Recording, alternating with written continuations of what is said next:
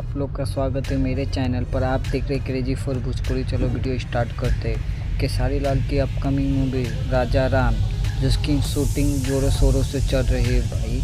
उसके बाद next update है मेरे पास प्रदीप पांडे चिंटू जी की 3 मूवी आने वाली।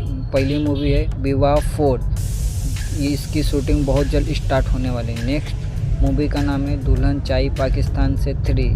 इसके बारे में अपडेट आया कि ये मूवी अगले महीने से इसकी शूटिंग चालू हो जाएंगी, जैसे ही ये दूसरी मूवी की शूटिंग ख़त्म होती है। अभी फ़िलहाल में चिंटू पांडे जी की ये मूवी की शूटिंग चालू है, दिल सच्चा चेहरा झूठा, जिसकी शूटिंग बहुत ज़ोरों शोरों से चल रही है।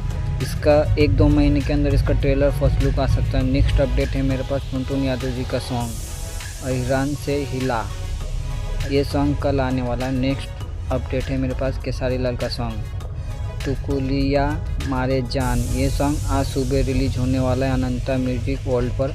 और वीडियो अच्छी लगी तो लाइक करें, शेयर करें, सब्सक्राइब करें। मिलता है वीडियो में। धन्यवाद।